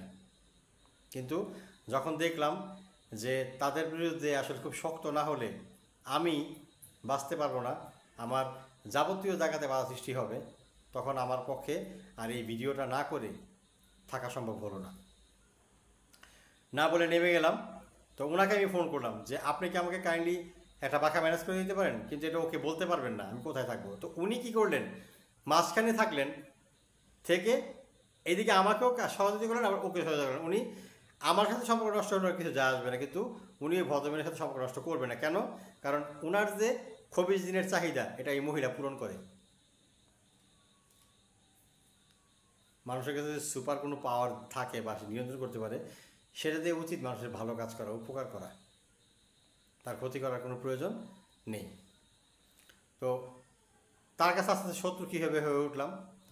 তো আমি তাদের এখানে থাকতাম, তো আমি তাদের এখানে খাওয়ার জন্য কখনো চিন্তা ভাবনা করতাম না। তো এক পর্যায়ে আমি যখন সমস্যা হয় দেখে তার বোন সহানুভূতির মাধ্যমে আমাকে বলে, তখন আমি বলছি না আমি খেতে পারবো ঠিকই, খেতে পারবো, আমি টাকা দিব আপনাদের এখানে। তখন ওনারা এই ব্যাপারটা এই হয়, তো আমি তখন তাদের এখানে একবেলা খাওয়া দাওয়া করতাম। বিশ্বাস করেন আমি চলাফেরার মাঝে তাদের সাথে এমন কোনো আচরণ করিনি, এমন কোনো কিছু করিনি যারা কোনোদিন আমাকে তারা খারাপ বলতে পারবে। তাদের সাথে ছিলাম, পাকে ছিলাম। তো ওনার ভাই যে কাজগুলো করে, তখন আমি ওনাকে বলতে সচেষ্ট হলেও তাকে তখন বলতাম না যে না, ভাই বোনের মধ্যে এই ধরনের কথাবার্তা বলার কোনো প্রয়োজন নাই। যাই হোক, আসলে যে জিনিসটা ধরা খাওয়া সেই জিনিসটা ধরা খাবেই সে একদিন আমাকে ফোন করলো যে কাকা আমি এখানে যাচ্ছি, আপনি কাইন্ডলি একটু একটা নাম্বার রাখেন, যদি সমস্যায় পড়ে যাই তাহলে কাইন্ডলি আপনি এই নাম্বারটায় ফোন দিয়ে আমাকে বের করতে পারবেন। তো আমি বললাম কোথায় যান, যদি সমস্যায় যাওয়ার দরকারটা কি? তখন উনি গেলেন হচ্ছে সেকশন, যেটা হচ্ছে আমাদের আপনার ইয়েতে লালবাগের এরিয়াতে, এই সেকশন এরিয়া থেকে উনি গেলেন, গিয়ে ওইখানে গিয়ে একটা চক্রের কাছে পড়লেন। ওরা প্রায় ফোন দিয়ে উনি মিস্টার হান্নান মেসেঞ্জারের মাধ্যমে তাদেরকে সমকামিতার ছবি ভিডিও পাঠিয়ে তাদের সাথে সমকামিতা করার জন্য তাদেরকে উদ্বুদ্ধ করতেন। তো এক পর্যায়ে লোকগুলো সংঘবদ্ধ হয়ে তাকে ডাকলেন, ডেকে সেখানে পুলিশ কর্তৃক তাকে মানে হাতে হাতে ধরে দিলেন। ধরিয়ে দেওয়ার পরে তখন সে কাউকে ফোন করেনি, সে আমাকে ফোন করছে। কী হয়েছে, কোথায় আছেন আপনি? আমাকে বললো যে আমি এখানে সমস্যা করছি কাকা, আমার একটা মেয়ে আছে, আমার যেমনি হোক বাঁচান। আমি যে কী হয়েছে, তখন আমাকে বলছে আমি এই কাম করতে ধরা পড়ছি। তখন ওনার কাছ থেকে ওই সাব ইন্সপেক্টর ফোনটা নিয়ে যায়, নিয়ে গিয়ে আমাকে ফোন দিল, আপনি কেমন কাকা, এই সেই। আমি যেভাবে হোক আমার একটা পরিচয় বহন করে সেখানে কথাবার্তা বলার পরে উনি আমাকে ওনার হোয়াটসঅ্যাপ থেকে আমার হোয়াটসঅ্যাপের ছবিগুলো পাঠিয়েছে। ওনার হোয়াটসঅ্যাপ থেকে আমার হোয়াটসঅ্যাপের ছবিগুলো পাঠিয়েছে। পাঠানোর পরে আমি কাকে দেখাবো? এখন বলতেছে যে কাকা যেমনি হোক আমাকে 5,000 টাকা ম্যানেজ করে দেন, 5,000 টাকা না দিলে আমাকে সেখান থেকে ছাড়বে না। তা আমার কাছে কোনো টাকা ছিল না, থাকলে হয়তো আমি ওখান থেকে দিয়ে দিতাম। এখন আমি কখনো ওদের পরিবারের কাছে কোনোদিন টাকা চাইনি। তো আমি কী করলাম, আমাকে বলতে আমার ঘরের জন্য কেউ না জানে কাকা, তাহলে কিন্তু আমার আর অস্তিত্ব থাকবে না। তা আমি আমার কাছে টাকা নিয়েছি, তার বিপদ পড়ছে, যেহেতু তাদের বাসায় একবেলা খাই, সে কৃতজ্ঞতা বোধ থেকে হলেও তো মানে বলা লাগে। তখন আমি তার বোনের কাছে বললাম যে ফুপু আপনার কাছে 3,000 টাকা হবে? তো ওনারা সাধারণ গরিব মানুষ, চিন্তায় পড়ে গেলেন যে টাকাটা কেন চাচ্ছে, উনি তো টাকা চাওয়ার লোক না, বা টাকা চায় কেন। তো এক পর্যায়ে আমি দেখলাম যে টাকাটা নেওয়ার সময় আর কথাটা আমি লুকানোর কিছু নাই। পরে আমি বললাম যে উনি সেকশন গেছে, গিয়ে এই বাজে কাজ করতে গিয়ে উনি ধরা পড়ে গেছে ওইখানে। তো এখন যে ছবিগুলো দেখিয়েছে এই ছবিগুলো আমি ওনার বোনকে দেখাতে পারছিলাম, কারণ তার বোনকে আমি ফুপু বলে সম্বোধন করি, তাকে আমি দেখাতে পারছিলাম। তখন তার ছোট ভাগ্নিকে আমি বলছি যে আপনার মামা এই কাজ করতে গিয়ে ধরা খাইছে, ছবিগুলো দেখেন। তখন উনি দেখে তাকায় গেছে, এবং ওই সাব ইন্সপেক্টর যখন আমার সাথে কথা বলে তখন লাউড স্পিকার দেওয়া ছিল এবং কথাগুলো সে শুনতে পেয়েছে, যেন কথাগুলো সত্যতা থাকে। তখন আমি বৃষ্টিতে ভিজে গিয়ে ওই তারই নাম্বারে আমি 3,000 টাকা বিকাশ করি। সে যেভাবে মানে কথাবার্তা বলে দেন, ওখান থেকে টাকার বিনিময় হোক এবং রিকোয়েস্টের বিনিময় হোক, সে সেখান থেকে দুইটা মিলিয়ে পার পেয়েছে। তাকে সেখানে আমি সাহায্য করার প্রয়োজন করছিলাম। সে আমাকে একটা কথা শুধু বারবার বলছিল, কাকা আমার একটা মেয়ে আছে, আমার একটা মেয়ে আছে, আমার কিছু লোকে কে দেখবে, এই কথাটা। তখন ওনার কাছে চলে আসলাম, তখন বললাম যে মেয়েটাকে নিয়ে এত ভাবেন, তাহলে এই পাপগুলো ছেড়ে দিতে পারেন না। আপনি উঠতে পারতেছেন না কেন জানেন? আপনি জিনা করেন, এই কারণে উঠতে পারতেছেন না। আপনি সমকামিতা জড়িত, আপনি কি জানেন যে সমকামিতার জন্য পৃথিবীতে আল্লাহ রাব্বুল আলামিন যে পৃথিবীটা উল্টিয়ে দিয়েছিল, মানুষকে এই সমকামীদেরকে চাপিয়ে থাকতে, সে আপনি সমকামিতার সাথে জড়িত, আপনি এভাবে করতেছেন। ধর্মের কাহিনী তাকে বলে লাভ নেই, কারণ সে নামাজ পড়ে না, কিছু করে না। তা ওইখানে থাকা অবস্থাতে উনি মোটামুটি সব ব্যাপারে আমার সাথে শেয়ার করতেন, কথাবার্তা বলতেন, স্বাভাবিক প্রক্রিয়া সব কিছু চলছিল। তো আমি যখন দক্ষিণ দিকে বেড়াতে যেতাম, আমাকে বলতো কি যে আপনি কয়েনটা রেখে কাকির সাথে মেলামেশা করবেন। এই কথা বলে কেন? এটা কী কারণে বলবো? তো যাই হোক, এর মধ্যে একটা কথা আপনার মানে বললে হয়তো একজন মানুষের সম্পর্কে মানে করা হবে, তাই করলাম। পরে আমি যখন কয়েনটা নিলাম, আমি যখন যেতাম আমার সাথে জিন সাথে সাথে যেত খেতে বসলে, এবং আমি যখন আমার স্ত্রীর পাশে শুতাম তখন আমি বুঝতে পারতাম যে কিছু একটা আমার শরীরে ভর করছে। যখন সে আমাকে বললো যে কয়েনটা দিয়ে করবেন, তখন আমার বুঝতে বাকি নেই সে কয়েনটা আমার স্ত্রীর শরীরে জিন দিয়ে সমকামিতা করাতে সাহায্য করবে। ওই কয়েন দিয়ে আমাদেরকে বলতো কয়েনটা ঘুরাবেন, ঘুরিয়ে ঘুরিয়ে ঘুরিয়ে ঘুরিয়ে আপনি একে ধরবেন ওকে ধরবেন, সে কাবু হবে। কিন্তু সেই কয়েনটা আমি ফেলে দিয়েছিলাম তারপরের দিন সকালবেলায়, কারণ আমি কয়েন দিয়ে কোনো কিছু করবো না। কারণ আমার কোনো কাজ যদি হয় সেটা আল্লাহ আমাকে এমনি করিয়ে দিবেন। কারণ আমি জানি যে আল্লাহ রাব্বুল আলামিন পবিত্র কোরআনে বলেছেন যে তুমি আমাকে ডাকো, আমি তোমাকে সাড়া দিব। আমি তাকেই ডাকি, উনি আমাকে সাড়া দেন। আমি ভদ্রমহিলাকে বলছিলাম যে তুই যদি তাকে যেহেতু বোন বলে বলতাম, আমার কাছে সহযোগিতা করে যাস, তোর ব্যাংকের কিস্তিগুলো দিতে কষ্ট হবে না, এবং আমারও যে সমস্যাগুলো আছে আমি অল্প অল্প করে সমাধান করে ফেলতে পারবো। কিন্তু সামান্য একজন সমকামীকে বাঁচাতে গিয়ে কেন এই সম্পর্কের মধ্যে এত কিছু আনলি? যদি এই ভিডিওটা তারা দেখবে, দেখার পরে যদি তারা দেখি যে কোনো না কোনো জায়গায় বাজে কোনো কথা নিয়ে তারা উপস্থাপন করছে, তখন আমি বাধ্য হব তার স্বীকারোক্তিমূলক ভিডিওটা আমার চ্যানেলে ছেড়ে দিতে। কারণ সেটা আমি সেভ করে রাখছি, এবং সেটা শুধু আমার মোবাইলে না, অনেক জায়গায় সেভ করা আছে। তো যাই হোক, এভাবে যখন চলছিল, তো তখন আমি তার ছোট ভাগ্নিটা প্রায় বিছানায় শুয়ে পড়ে থাকতো। আমি বলতাম যে ও এভাবে পড়ে থাকে কেন, ও তো একটা সমস্যা আছে, ও শ্বশুরবাড়ি এলাকা থেকে ওকে জাদু করছিল, এই করে সেই করে যেন পড়ে থাকে। তো আমার কথা হচ্ছে, ধরেন আমি মেয়ে মানুষ, আমি শ্বশুর এলাকায় যদি থাকি, যদি আমি শ্বশুর এলাকায় থাকি, হয়তো বা আমার কেউ যদি শত্রুতা করে আমাকে এখান থেকে তাড়াবে, আমাকে মেরে ফেলবে না, আমার খাতে এগুলো করবে না। তো জাস্ট আমি একদিন পাশে দাঁড়িয়ে শুধু আয়াতুল কুরসিটা পড়ছিলাম। পড়ার পরে যখন ওনার ভিতরে থাকা জিনটা গুঙ্গানি দিয়ে উঠলো, ডাক দিয়ে উঠলো, আমার বুঝতে বাকি নেই কাজটা কে করছে বা কারা করছে। কারণ আমি হান্নান শয়তানের সবগুলো জিনের সাথে কথা বলছি, এবং কে কীভাবে ডাকে, কীভাবে উচ্চারণ করে আমি বুঝে গেছি। আমি তখন ওইখান থেকে দাঁড়িয়ে বাঁকা চোখে তার দিকে তাকালাম, দেখলাম সে দরজা দাঁড়িয়ে বিড়বিড় করতেছে, এবং যখন তার সাথে কথা বলে সে তখন আস্তে আস্তে কোনো শব্দ করে না, আস্তে আস্তে বিড়বিড় করে। আমি যখন বললাম তাকে বাইরে গিয়ে যে আপনার সাথে এতগুলো জিন, আর আপনার ভাগ্নিকে কে জিন চালান দেয় আপনি বলতে পারেন না? আমি ওর চিকিৎসা করি না, অন্য এক হুজুর চিকিৎসা করে। তো আমি তখন বললাম যে দেখেন, আপনি কিন্তু চাইলে সুস্থ করতে পারেন। সে কিন্তু আমার কথা মানে বুঝতে পারছে। তখন আমার সে টেনে নিয়ে বলো কাকা চলেন এখান থেকে চলে যাই, চলেন এখান থেকে চলে যাই। যাই হোক, তিনি এখন সুস্থ আছেন, ভালো আছেন। তার শরীরে থেকে জিনের যে গিটগুলো ছিল আল্লাহর রহমতে সে সুস্থ হয়েছেন। তাকে নামাজ পড়তে দেয় না, তা সে নামাজ পড়তে দাঁড়ালে তার কাছে কী করে জিনে ধাক্কা দিয়ে ফেলে দেয়, সেই ভিডিওগুলো পর্যন্ত আমার কাছে আছে। সেই ভিডিওগুলো আমি এক এক করে ইউটিউব চ্যানেলে আনবো, আমি আপনাদেরকে দেখাবো। তো আপনাদেরকে এই ভিডিওগুলো করার উদ্দেশ্যে সতর্ক থাকার জন্য আমি এই ভিডিওর মাধ্যমে মিস্টার হান্নান আপনাকে আমি আবারও সতর্কবার্তা বলছি, প্লিজ এগুলো করবেন না। আপনার একটা মেয়ে দিয়েছে আল্লাহ রাব্বুল আলামিন, মেয়েটা সুস্থ থাকে না, কারণ আপনি পরের মেয়ের ক্ষতি করেন বলে। আপনার যদি সাহস থাকে আমার এই ভিডিও পুরোটা আপনার বোনকে দেখাবেন, আমি জানি আপনি দেখাবেন না। অতএব আপনাদেরকে সতর্ক করি, আপনারা যারা এই ধরনের জাদুগ্রস্ত অবস্থায় আছেন তারা সতর্ক থাকুন। আর আপনারা বেশি বেশি রুকায়া করবেন, রুকায়াতে আপনি সুস্থ হবেন। যদি জিন জাদুতে আক্রান্ত থাকেন, দেখেন আমি আজকে 2 বছর যাবৎ প্রচণ্ড পরিমাণে এই সমস্যার মধ্যে ভুক্তভোগী ছিলাম, এবং আস্তে আস্তে করে ওভারকাম করতেছি। আবার জাদু করে, আবার রিনিউ করে, এগুলো করে করে করে করে করে তারা আমাকে আর্থিকভাবে বিভিন্নভাবে ক্ষতিগ্রস্ত করার চেষ্টা করেছে। আমি একবারই বলেছি, আল্লাহ যদি রাখেন আপনি মারতে পারবেন না। আমার আল্লাহ যদি আমাকে রাখেন তাহলে আপনি মারতে পারবেন না। আমি যাদের সাথে যোগাযোগ করতে পারছি না তার কাছে আমি আবারও ক্ষমা প্রার্থী, আপনারা আমাকে ভুল বুঝবেন না, আপনাদের সাথে আমি যোগাযোগ করবো ইনশাল্লাহ। একজন মানুষকে পরিপূর্ণভাবে সুস্থ করে তোলার জন্য তাকে রুকায়া চিকিৎসা করেছি এবং তিনি আল্লাহর কাছে বেশি বেশি সরাসরি করে আল্লাহর কাছে পানা চেয়েছেন যে আল্লাহ আমার মামা যে আমার শরীরের উপরে জিন চালান দিয়ে নিজে জিনায় লিপ্ত হতেন সেটা আমার মা বাবাকে ধরিয়ে দেন।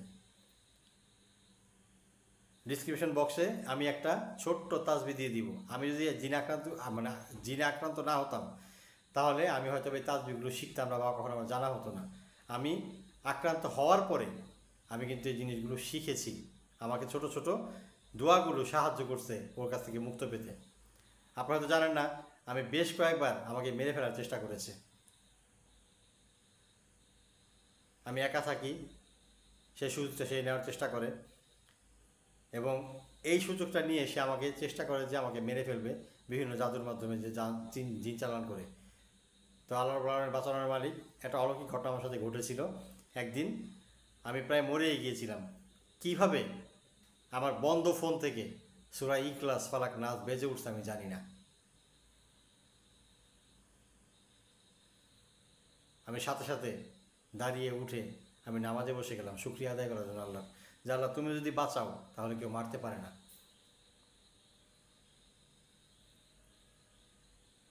আপনারা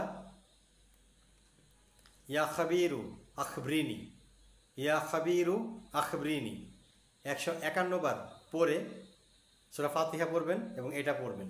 পরে আপনি পানিতে ফু দিয়ে যে কোনো একবেলা পানি খাবেন এবং আপনার পরিবারের যদি সবাই জাদু দ্বারা আক্রান্ত থাকে তাহলে সবাইকে সে পানিটা আপনি খাওয়াবেন এবং কারোর প্রতি চিন্তা ধ্যান ধারণা আপনি আনবেন না। না এনে আপনি শুধুমাত্র আল্লাহকে বলবেন যে আল্লাহ আমার যে ক্ষতি করছে তাকে তুমি দেখাও। আল্লাহর কসম করে বলছি আপনি তাকে দেখতে পাবেন এবং আপনার উপর কীভাবে জাদু করেছে সেটা আপনি দেখতে পাবেন। আমার কোনো শত্রু নেই। আর্থিক সচ্ছলতা অচ্ছলতা ঋণ কম বেশি মানুষের থাকে, সমাধানও হয়ে যায়। কিন্তু আপনি যদি কোনো শয়তানের কবলে পড়ে যান, যদি জাদুর কবলে পড়ে যান, আপনার উঠে দাঁড়ানোটা অনেক কঠিন। আমি এই মেসেজটা পৃথিবীর সব জাদুকরকে দিচ্ছি যারা অন্যের ক্ষতি করেন, যাদেরকে আমরা কবিরাজ বলে থাকি। জাহান্নামকে নিজের হাতে কিনেন না। সমকামী ব্যক্তি আল্লাহর কাছে পাবে কিনা আমি জানি না, তবে এতটুকু বলতে পারি যেহেতু সমকামিতার কারণে আল্লাহ পৃথিবীর মাটি ডাবাই দিয়েছিলেন, উল্টাই দিয়েছিলেন, তার মানে বুঝতে হবে যে সমকামিতা আল্লাহর কাছে কত বড় অপছন্দনীয় কাজ। আপনি এগুলো থেকে বিরত হন। যদি মনে করেন যে না আপনি স্বীকার করবেন না আপনার বোনের কাছে একান্তভাবে গোপনে, তাহলে আমি আইনের আশ্রয় নেই বা যেটার আশ্রয় নেই না কেন, আমি আপনাকে অবশ্যই আনবো। আর কথা মনে রাখবেন, সেই বংশাল মানে সেকশনের এসআই কিন্তু যদি আপনাদের এলাকা থানায় বলে দেয় যে হ্যাঁ এই ঘটনার জন্য ধরা পড়ছে, তখন কিন্তু আপনার বোনের বুঝতে বাকি থাকবে না। তার মানে বুঝবেন যে আমি কিন্তু প্রমাণ নিয়ে কথা বলি। আমার কাছ থেকে কিছু পেলে আমি তাকে লিখে দিতে ভয় পাই না, কারণ আমি জানি সে আমার কাছে এটা পায়। আমি তাকে লিখে দিতে পারি, হয়তো লজ্জায় কথা বলি না, কিন্তু তাই বলে আপনার ক্ষতি করব এই চিন্তা ভাবনার মধ্যে কখনো আমি থাকি না। তো যাই হোক, আমি বলেছিলাম তার ছবিটা আপনাদেরকে দেখাবো। আমি তার ছবি আপনাকে দেখাই, আপনারা দেখলে নিজেরা উপকৃত হবেন। তার চেহারাটা দেখলে আমি আপনাদেরকে দেখাচ্ছি। তাদের বাড়ি ঘরের ঠিকানা আজকে আপনাদেরকে বললাম না, শুধু এতটুকু বললাম সে নারায়ণগঞ্জের মধ্যে থাকে এবং সে মানুষদেরকে ফোন দিয়ে বিভিন্নভাবে শরীর ঝাড়ার নাম করে সে সমকামিতা আপনার সাথে লিপ্ত হবে। আমি ছবিটা আজকে আপনাদেরকে দেখিয়ে রাখি, আপনি একটু খেয়াল করে দেখবেন ছবিটা। এবং আপনারা ওকে যেখানেই দেখবেন, যেখানেই পাবেন, আপনারা আইনের সহায়তা নিয়ে ওকে ধরিয়ে দিবেন। এবং আপনি মনে রাখবেন, আপনি ওর কোনো ক্ষতি না করলেও আপনার ক্ষতি করবে। আমি জানি না আজকে ভিডিওটা প্রকাশ করার পরে সে আমার সাথে কি করবে আবার নতুন করে, তবে এতটুকু জানি যে সে স্বীকার করে তার বোনের কাছে, পরিবারের কাছে, তাহলে সে আল্লাহর কাছেও মাপ পাবে। ইভেন তার যে বড় ভাগ্নি, বড় বোনের বড় মেয়ে, তাকেও সে ছোটবেলা এই জিনের জন্য ধরার জন্য ঔষধ খাইয়ে দিয়েছিলেন। তো সবার সতর্ক থাকবেন। এই হচ্ছে সেই কালপিট, যাকে মূলত দেখেন আপনি একটু ভালো করে তাকিয়ে ক্যামেরার দিকে, চেহারাটার মধ্যে দেখেন, চোখের নিচে সারা চেহারার মধ্যে কীভাবে সমকামী হলে যে কী ধরনের পাপ মানুষের চেহারা বেশি ওঠে। অতএব তার থেকে সতর্ক থাকবেন। এই ধরনের লোক আমাদের সমাজে অ্যাভেলেবেল আছে। তো প্রিয় শিক্ষিকা ম্যাডাম, আপনিও ভালো থাকবেন, ওনার সংকটটা ছেড়ে দিয়েন, মানুষের ক্ষতি করা থেকে ভালো থাকেন। যেহেতু আপনি অন্য জায়গায় বিয়ে করে ফেলছেন, আপনি কাকে বিয়ে করবেন, কাকে ভালোবাসেন, আপনার কাছে ব্যক্তিগত ব্যাপার, এটা নিয়ে আমার বলার কিছু নাই। আজকে জিন জাতগ্রস্ত হওয়ার কারণে আমি অনেক কিছু হারিয়েছি। আমি আবারও বলছি, আল্লাহ রাব্বুল আলামিন যদি না মারে, আপনারা আমাকে মারতে পারবেন না। মানুষের সম্মানহানি নষ্ট করবেন না। এবং যে পরিবারের মানুষদেরকে নিয়ে বিভিন্ন ধরনের কথাবার্তা আমার বিষয়ে উঠেছে, তো তাদেরকে বলি, আপনাদের সম্মান নষ্ট হবে এমন কোনো কাজ আমি কিন্তু কখনো করিনি। আপনারাই আপনাদের সম্মান নষ্ট করেছেন ডাকডোল পিটিয়ে। কথাগুলো একান্তভাবে ডেকে বসে বললেও সমাধান হয়ে যেত। আমি আছি আমার মতো করে, আমাকে থাকতে দিন। আপনারা ভালো থাকেন, শুধু শুধু বিরক্ত করবেন না। আবারও বলছি, আপনারা বনে গেছে স্বীকার করে ফেলেন, নয়তোবা বিষয়গুলো অনেক কঠিনভাবে স্বীকার হবে এবং তখন আপনি কোথাও দাঁড়াতে পারবেন না, কেউ আপনাকে মূল্যায়ন করবে না। স্বীকার করে মাপ চান। ভাগ্নিকে দেখা হলে ভবিষ্যতে তার কাছে মাপ চান যে আমি করে ফেলছি, আমি আপনাকে মাপের কথাটা বলে দিলাম, কীভাবে চাইবেন, কিন্তু ভবিষ্যতে আর কইরেন না। যদি আপনি করেন, সে ধরতে পারবে। এবং আপনি খুব ভালো করে জানেন যে আপনার ভাগ্নি অলরেডি জেনে গেছে যে আপনি তার সাথে জিন দিয়ে এই যৌন অত্যাচারগুলো করতেন এবং আপনি আপনার ভাগ্নির শরীরে ছুতেন, তাকে কোনো না কোনোভাবে তাকে ধরতে হতো। আপনি অহেতুক ফোন কল সৃষ্টি করতে আপনার বোনের নাম্বারে বৃত্তি পেয়েছে। আমার বাচ্চা যদি বৃত্তি পায়, তাহলে আমার স্কুল থেকে আমার নাম্বারে ফোন করবে, ফোন দিয়ে আবার বলতেছে বৃত্তি পাইছে। আপনাদের ঘরে কোন বাচ্চা পড়াশোনা করে? এই বাটপারি ফোনগুলো কি তাদের মাথায় ধরে না? আপনারা কোনো একজন ভদ্রলোকের নামে একটা কথা তুলছেন যে সে কোনো এক সময় এক জায়গায় গিয়ে থাকতো, সেখানে তার ভাই বোর সাথে ঘটনা হয়েছে, তার জন্য তার ভাই এখান থেকে তাড়াই দিছে। যদি এটা হয়ে থাকে, তাহলে সেই লোক তো বলছে তাহলে আমি আসি, সেই ভাইকেও ডাকেন, আমি কথা বলি। কই, আপনি তো তাকে মুখামুখি করার সাহস করলেন না। তারপরে সেটাও আপনি বলছেন ওই ভদ্রলোকের নামে, তার প্রথম সংসার জীবনে সে যাকে বিয়ে করেছে তার একজন দত্তক সন্তান ছিল, মানে তার একটা সন্তান ছিল, সে তাকে নিজের সন্তান মনে করে সেভাবে তৈরি করে তাকে বড় করেছে। সে আজকে অনার্সে পড়ছে, তার সাথে নাকি অবৈধ সম্পর্ক হওয়ার কারণে বা তৈরি করার কারণে সেই মহিলা আমাকে তাড়িয়ে দিয়েছে। কই, আমি তখনও তো মেসেজটা আপনাদের কাছে পাঠিয়েছিলাম যে ঠিক আছে আসেন,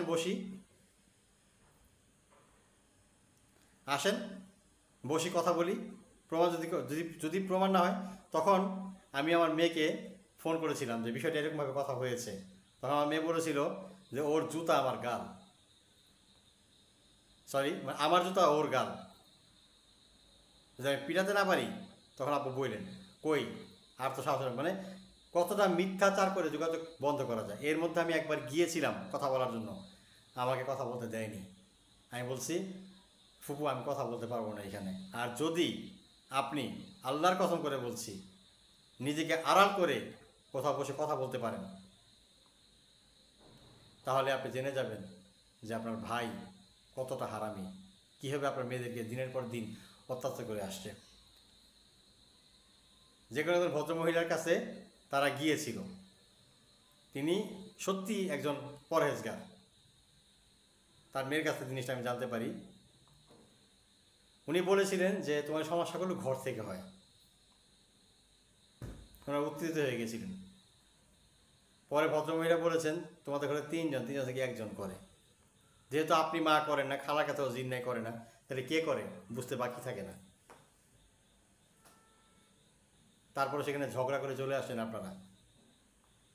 ওনার শ্বশুরবাড়ির এলাকার লোককে আপনি দায়ী করছে না, ওনার শ্বশুরবাড়ি যা করার করছে। সবচেয়ে বড় ক্ষতি তো আপনিই করছেন। 13 বছরের বয়সে কেউ কোনো মেয়েকে মানুষ বিয়ে দেয়? সব কিছু প্রক্রিয়া করে সবগুলো প্রসেস করে হয়েছে।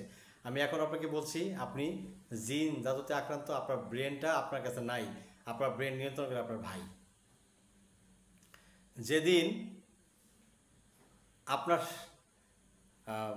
মানে আপনার স্বামী যেদিন আমাকে ভালো যেদিন মতো আমাকে ভালো বলতো, তারপরে থেকে সে আমাকে ভালো বলে না, কারণ তার ব্রেনটাও সে নিয়ন্ত্রণে নিয়ে নিছে। তিনি একটা কথা বলতেন, তারা যত যাই বলস না কেন, এই লোকটা খারাপ না। আপনার ক্ষতি করার জন্য আল্লাহ আপনার সাথে আমার দেখা করায় না, বরঞ্চ হয়তোবা আপনার পরিবারের ওই মানুষটাকে আমার দ্বারা আল্লাহ হেফাজত করবেন, সুরক্ষায় রাখবেন, তার জন্য হয়তোবা আপনাদের সাথে আল্লাহ আমাকে পরিচয় করিয়েছিলেন। আমি আপনাদের কোনো ক্ষতি করিনি, ভবিষ্যতে কোনো ক্ষতি করব না। আমি আবার মেসেজ দিচ্ছি, যাদের আশেপাশে এলাকাগতভাবে এই ধরনের লোক কাজ করে, ক্ষতি করে, আপনারা সম্ভব হলে তাদের বিরুদ্ধে প্রতিরোধ করেন, তাদের বিরুদ্ধে কথা বলেন, নয়তোবা একদিন আপনারা আস্তে আস্তে নিঃশেষ হয়ে যাবেন। তার সাথে আমি কথা বলেছিলাম, সে বলেছিল যে আমার সাথে আমাদের এলাকায় একটা দোকানদারের সামান্য সমস্যা হয়েছিল। শেষ পর্যন্ত দোকানদারকে আমি এলাকা থেকে তাড়াইছি, সে এখন কোনো কিছু করতে পারে না, সে রাস্তায় ঘুরে আর হাঁটে। তার মেয়েকে এই জিন সমস্যা তার ভাই করে বলে, বিভিন্নভাবে সমস্যা হয় বলে তাকে কিনে বলেছিলাম, আমাকে বলেছে পাগল বানিয়ে ছেড়ে দিব। তারা আমাকে ভুল বোঝার চেষ্টা করেছে, সব বড় ভুল বুঝে গেছে। আমার কারোর সাথে কথা বলতে ইচ্ছে করতো না, কারোর সাথে কথা বলতে ভালো লাগতো না, কিচ্ছু না। অনেক সময় আমি কেউ আমাকে কোনো বিষয়ে ফোন করলেও বিরক্ত হয়ে যেতাম বা কথা বলতে মন চাইতো না। আমি আবারও বলছি, হান্নান জাদুকর, আপনার সাথে কখন কোথায় দেখা হয়ে যাবে বলতে পারি না, কিন্তু দেখা হলে কম্পিত হওয়ার কিছু নাই। আমি আপনার মতো জানোয়ার না। এগুলো ছেড়ে দেন, মেয়েটা ভালো থাকবে, আপনার মেয়ের পেছনে আর ব্যয় হবে না। বললাম, আপনি সমকামিতা ছাড়েন, যেসব মানুষের ক্ষতি করছেন, জিন দিয়ে বান দিয়েছেন, জিন দিয়ে কাজ নষ্ট করে দিয়েছেন, বিভিন্ন সমস্যা করছেন, জিন দিয়ে সারাক্ষণ তার শারীরিক অত্যাচার করছেন, তাদের কাছ থেকে এই জিনিসগুলো উঠিয়ে নেন। আপনি যথেষ্ট পরিমাণে অপরাধে করার কারণে আজকে আপনাকে সেখানে, আপনার বউ তো কয়দিন পরে গার্মেন্টস চাকরি বয়স হয়ে চলে যাবে, যেহেতু এই বোন দিয়ে জিরা তুই চালিয়েছে। রিজিকের মালিক আল্লাহ রাব্বুল আলামিন, রিজিকের ব্যবস্থা সবারই আছে, কিন্তু আপনি যেই টাকা মানে ইনকাম করে ঘরে দেন না বা করেন না, কোনো কারণে যদি আপনার বোনার চাকরিটা করতে না পারে, তখন কেমনি এত টাকা বাসা বাড়া থাকবেন? এজন্য বললাম যে অল্প টাকা হয়তো ইনকাম করি, কিন্তু এই টাকার মধ্যে আল্লাহ আমাকে যথেষ্ট বরকত দিছে।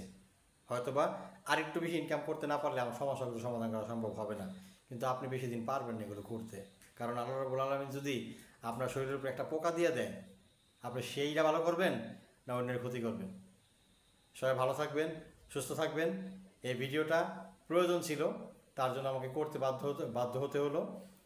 ওনারা যদি সতর্ক না হয়, তাহলে আমি বাধ্য হব বিভিন্নভাবে ব্যবস্থা নিতে। এবং যারা আমার কর্মস্থলে গিয়ে সমস্যা করার চেষ্টা করেন বা চিন্তা করেন, তাদেরকে বলছি যে আপনি না জেনে শুনে অন্যকে অপবাদ দেওয়ার আগে তার সম্পর্কে জানুন। কর্মস্থলে ভালো মন্দ সব মিলিয়ে আছে, কিন্তু এই মানুষটা আপনাদের সাথে সরাসরি মিশেছে, আপনার পরিবারের সাথে মিশেছে, আপনার পরিবারকে খেয়াল রেখেছে, সে কোনো দিন ক্ষতি করেনি, হয়তো আপনার কাছে কিছু চেয়েছিল, এটাই তার অপরাধ ছিল। আপনাকে বলেছি এগুলো ছেড়ে দেন, এটা তার অপরাধ ছিল।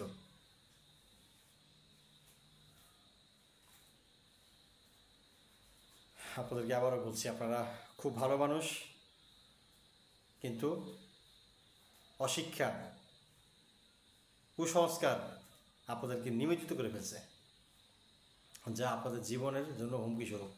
ভিডিওটা লম্বা হয়ে গিয়েছে, আশা করি আপনারা আমার এই ভিডিও থেকে উপকৃত হবেন। এবং আমি নিজে ভুক্তভোগী বলে আজকে আমি বাধ্য হলাম তাকে দেখিয়ে দিতে। আপনারা এই রোগটাকে একটু খেয়াল করে রাখবেন, কোথাও দেখলে আপনারা সাবধান থাকবেন এবং অন্যকে সতর্ক করবেন। সে একজন জাদুকর, সে যে কোনো কারণে আপনার কোনো ক্ষতি করতে পারে, সে কারণ ছাড়াই মানুষের ক্ষতি করে, কারণ লাগে না। সেই লোকটাকে আমাকে একদিন দেখিয়েছিল, সেই লোকটা এখন ভবঘুরের মতো ঘুরে, তার ব্যবসা বাণিজ্য নেই, তার সংসার নষ্ট হয়ে গেছে, এবং সেইগুলো করে। এবং সে বিভিন্ন জায়গায় যখন জুয়ার আসর বসতো, এই বসতো সেই বসতো, সেখানে সেটা করতো। এবং সে আমাকে একটা কথা বলছে যে জিন তাদেরকে একটা কার্ড, একটা ছোটো একটা লোহার টুকরা কিসের মতো দিয়েছে, যেটা তাদের টাকার সমস্যা হলে তারা সেখানে গিয়ে এক জায়গায় রেখে আসে, জিন তাদেরকে চুরি করা টাকা দিয়ে যায়। আপনারা তো জানেন জিনটা কিন্তু টাকা চুরি করতে পারে, এবং তারা কিন্তু বিভিন্ন খাবারও চুরি করে খায়। তো আমি একদিন হিসাব করেছি, একজন গার্মেন্টস শ্রমিক যদি সিনিয়র অপারেটর হয়, তার যদি বেতন 15,000 টাকাও হয় ধরেন, ওভার টাইম সহ এখন কত আসে? 20,000 টাকা হয়তো আসবে, ও 22,000 টাকা আসবে, গড়ে ধরলাম 19,000 টাকার বেশি সে পাবে না, 18 থেকে 20-এর মধ্যে তার থাকবে স্যালারিটা। বাসা ভাড়া যদি সব কিছু মিলিয়ে 8,500 বা 9,000 টাকা হয় কারেন্ট বিল সহ, তাহলে আরেকজন ভদ্রলোক তার পরিবারে কাজ করে, হয়তো সে সেখান থেকে কিছু টাকা সংগ্রহ করে দেয় বা সমস্যা করে, তার হয়, তারও বয়স হয়ে গেছে, তার হয়তো কাজের ব্যাপারে মানে অত শক্তি আসে না। আমার কথা হচ্ছে 20 থেকে 22,000 টাকায় বাসা ভাড়া দিয়ে 6-7 জনের মানুষের খাওয়া কীভাবে সম্ভব? সম্ভব কিন্তু না। এখানে যদি আপনি কথা ধরেন, তাহলে বাকি টাকা আর্নিং থেকে আসে? আমি এখন বলছিলাম যে আছে কেন ফেলে দিতে, জিন নিয়ে গেছে, এই সেই করছে। তো আসলে বিষয়টা হচ্ছে সে আমাকে সবই বলছে। সে যদি থেমে যেত, আমার ক্ষতি করা থেকে বিরত থাকতো, তাহলে আজকের এই ভিডিওটার প্রয়োজন পড়তো না, হয়তো তাকে আমি সমাজের কাছে পরিচিত করতাম না। ভিডিওটা বিশেষ করে শেয়ার করবেন। অনুরোধ থাকবে আপনাদের কাছে যে মানুষকে সতর্ক করার জন্য এই ধরনের ব্যক্তিদেরকে সমাজে দেখে দিতে হবে। আপনাদের কাছে আমি আবারও ক্ষমা প্রার্থী, যারা আমার দ্বারা কোনো কারণে আঘাত পেয়েছেন, ক্ষতিগ্রস্ত হয়েছেন, মনে হচ্ছে যে যোগাযোগ হচ্ছে না, কেন করছে না, যোগাযোগ করবো সবার সাথে। আমি আসলেই প্রচণ্ড ধরনের আক্রান্ত। হয়তো আমাকে যারা খুব আগে থেকে দেখছেন, আমার শারীরিক বর্তমান অবস্থার চেহারা দেখে কিন্তু বুঝতে পারছেন যে আমি কিন্তু আসলে এরকম ছিলাম না। তো আমার সুস্থতার জন্য আপনাদের কাছে দোয়া চাই, যারা আমার শত্রু তাদের কাছে দোয়া চাই, কারণ যদি আমি এটা ওভারকাম করতে না পারি, তাহলে আপনাদের সাথে আমি কীভাবে আগাবো। সব সুস্বাস্থ্য কামনায় আমি এখান থেকে বিদায় নিচ্ছি। আমাদের চ্যানেলটি সাবস্ক্রাইব করে আমাদের পাশে থাকার জন্য আপনাদের কাছে অনুরোধ করলাম। আসসালামু আলাইকুম।